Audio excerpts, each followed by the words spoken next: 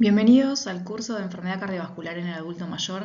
Mi nombre es María Laura Estrella, soy médica cardióloga del Hospital Argerich y en el día de hoy vamos a hablar de síndrome coronario crónico. Como sabemos, el envejecimiento de la población es un hecho universal. Esto hace que las enfermedades propias de los adultos mayores también aumenten, incluida la enfermedad coronaria. Además, hay mayor sobrevida asociada a los eventos coronarios, lo cual incrementa la prevalencia de la enfermedad crónica, predisponiendo a desarrollar insuficiencia cardíaca o requiriendo la necesidad de intervenciones quirúrgicas o percutáneas para la revascularización.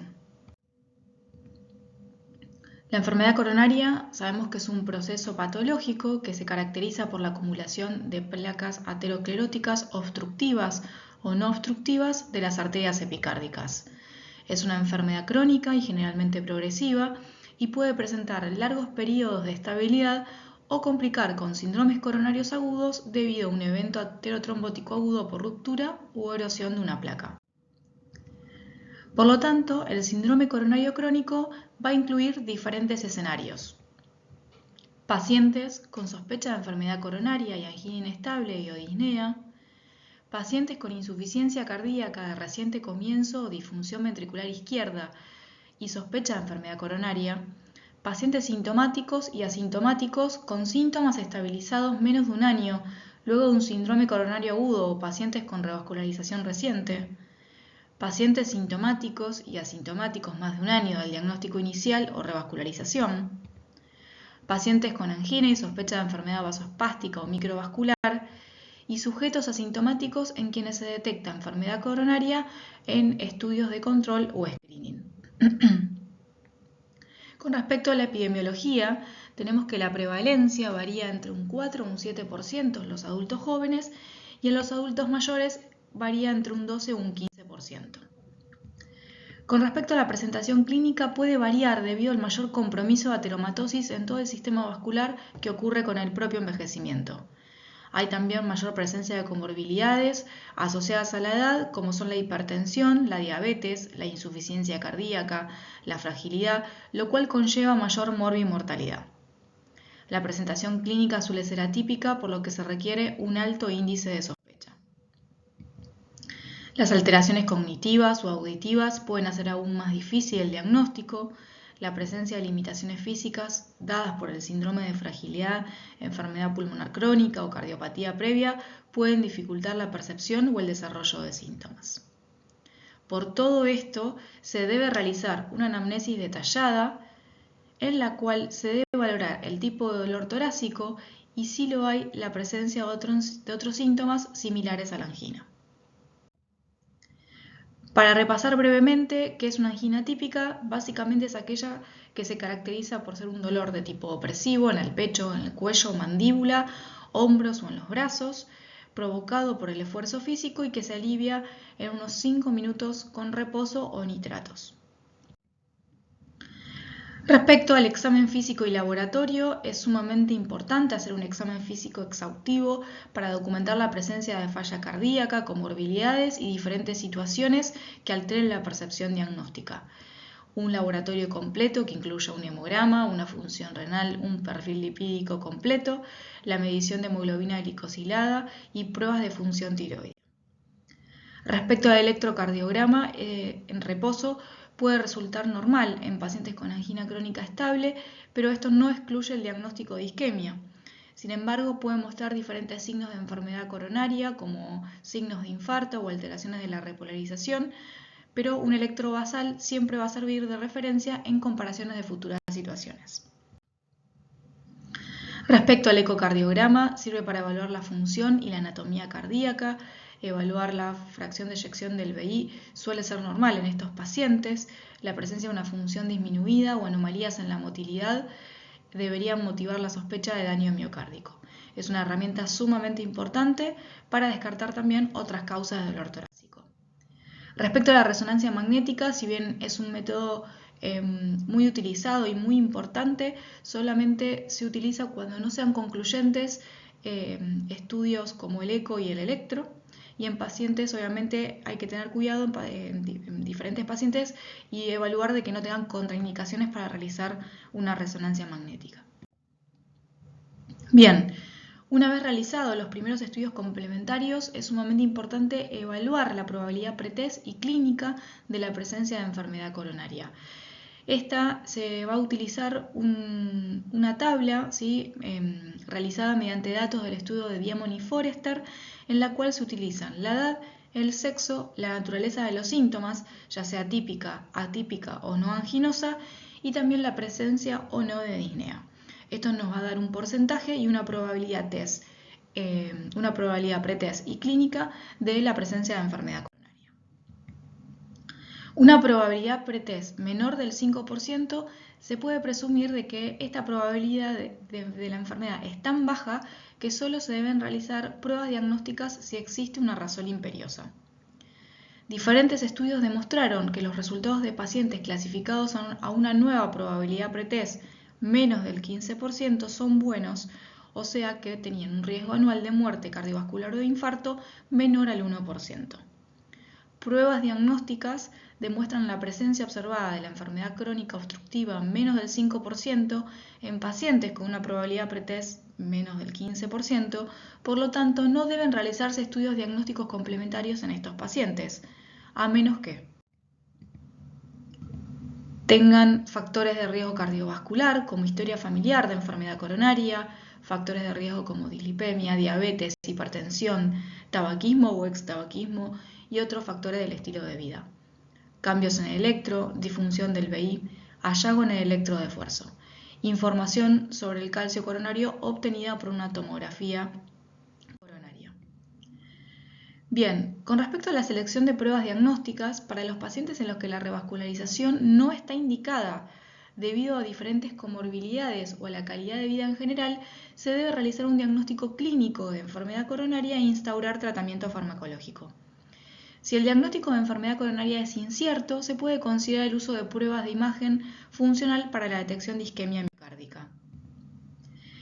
En caso de pacientes con una probabilidad clínica alta de enfermedad coronaria, síntomas que no responden al tratamiento farmacológico o con angina típica a niveles bajos de esfuerzo y una evaluación clínica inicial que indica un riesgo alto de eventos, se puede proceder directamente a una cinecoronariografía sin realizar otras pruebas diagnósticas. Se vería como una opción razonable. Para otros pacientes en los que no se puede descartar una enfermedad coronaria mediante la evaluación clínica, se recomienda realizar pruebas diagnósticas no invasivas para establecer el diagnóstico y valorar el riesgo de eventos. Por lo tanto, estas pruebas funcionales no invasivas, tenemos pruebas que detectan isquemia miocárdica, ¿sí? Mediante cambios electrocardiográficos o alteraciones de la motilidad parietal, ya sea por resonancia o por eco, y que detectan cambios en la perfusión, como lo son la cámara gamma, el PET, la ecocardiografía miocárdica por contraste y la resonancia magnética con contraste. En el adulto mayor, la utilidad de las pruebas de esfuerzo convencional es limitada, ya que la dificultad en la marcha y las alteraciones en el electro basal, como pueden ser los bloqueos de rama, infra de nivel previo del ST, y diferentes cambios van a obstaculizar la evaluación objetiva. Para estos casos se podría utilizar pruebas con isonitrilos o el ecocardiograma estrés con fármacos. También tenemos la angiotomografía, en la cual nos permite realizar una valoración anatómica no invasiva de la luz y de la pared arterial con una alta precisión para la detección de estenosis coronaria. También vamos a obtener el score de calcio, donde observa las características de la placa y de la pared arterial. Presenta una alta y una sensibilidad y especificidad, y la calcificación coronaria es un dato sensible para el diagnóstico, pero es poco específica para la identificación de pacientes con enfermedad obstructiva. Y presenta un valor predictivo negativo cercano al 99%. ¿Cuál es el problema en el adulto mayor? Pacientes que no pueden tolerar la apnea, la inspiración necesaria para completar el estudio, o si tienen fibrilación auricular o disfunción renal. Y las calcificaciones coronarias densas propias del anciano van a dificultar el diagnóstico. Con respecto a la cinecoronariografía, lo que podemos decir es que una cinecoronariografía temprana sin realizar previamente una estratificación no invasiva del riesgo para identificar lesiones potencialmente susceptibles de tratamiento de revascularización, se podría plantear en los siguientes pacientes: con alta probabilidad de enfermedad coronaria, pacientes que tengan síntomas que no respondan al tratamiento farmacológico o con una angina típica a bajos niveles de ejercicio, en los que la evaluación clínica inicial indica un riesgo alto de evento.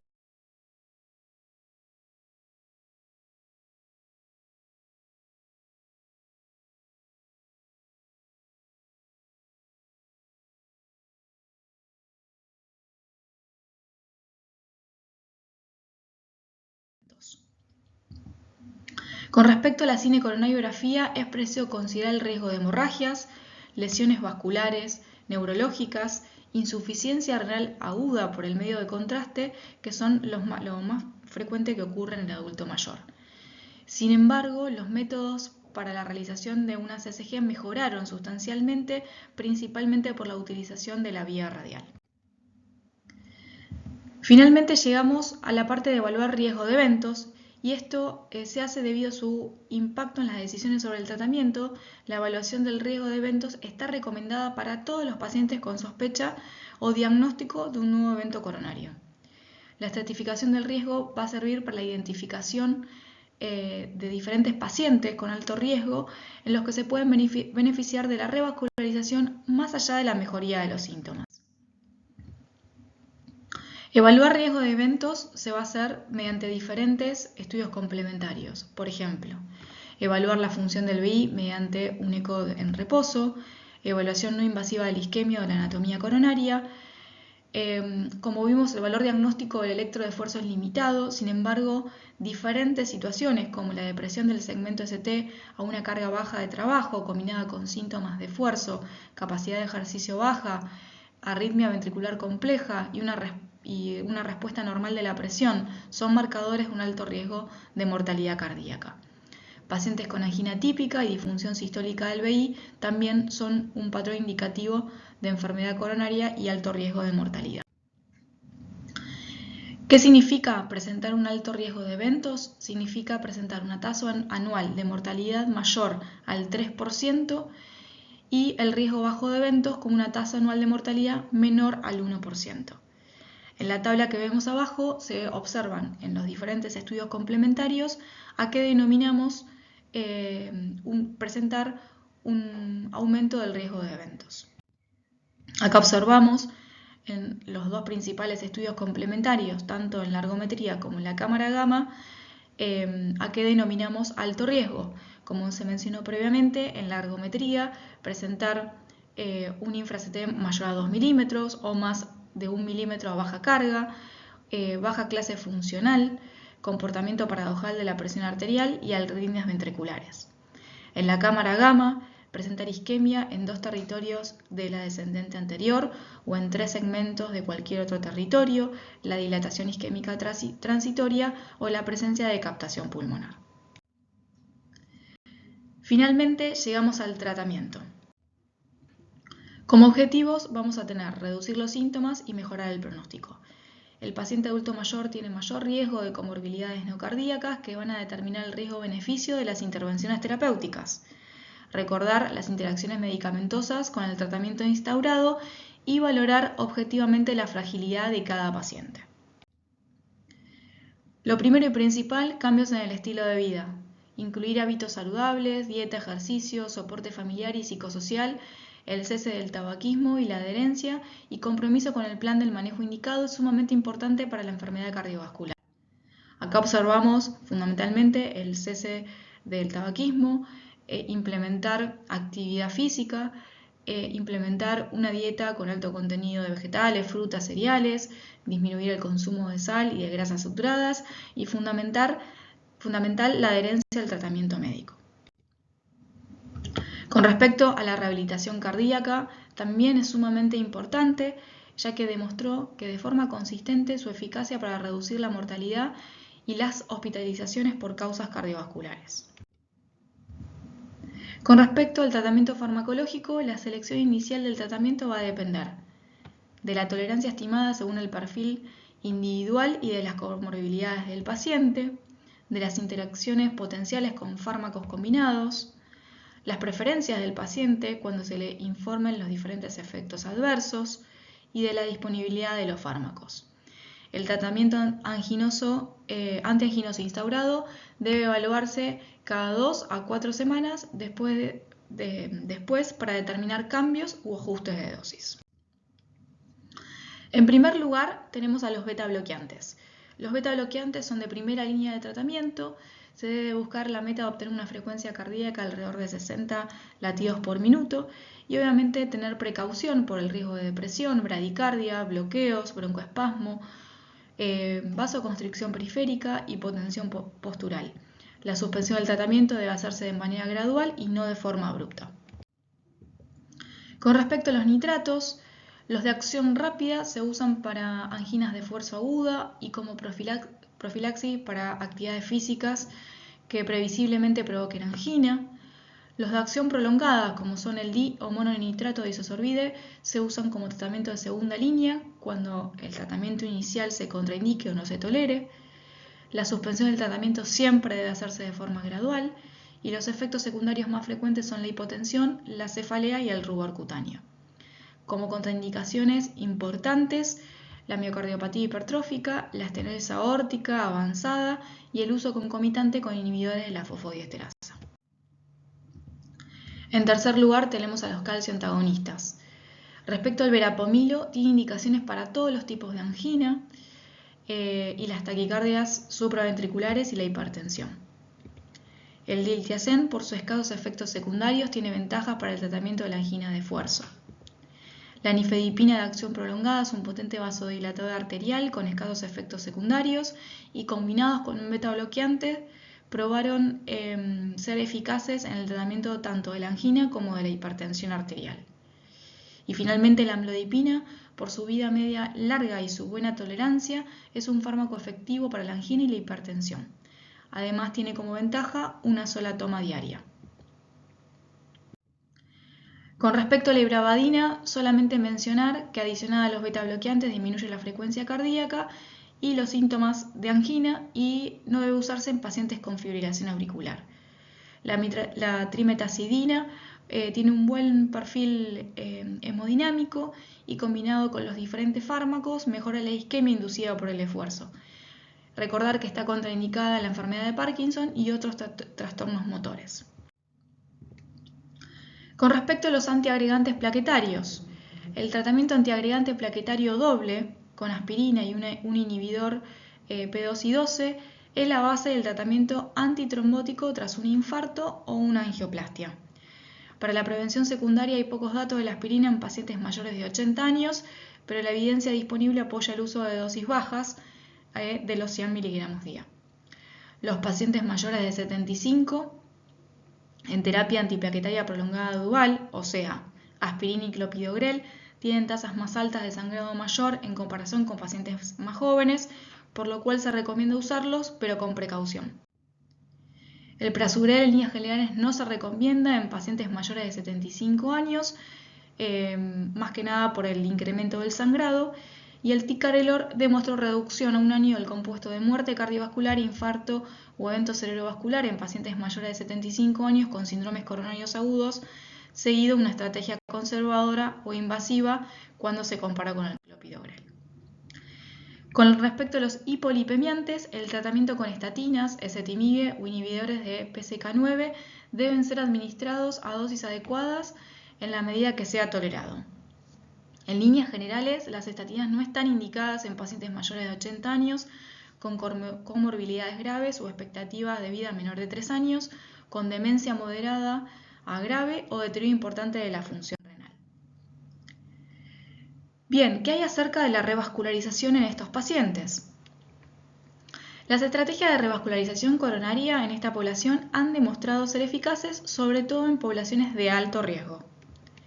Diversos estudios han comparado la estrategia de angioplastia versus CRM en esta población con resultados conflictivos.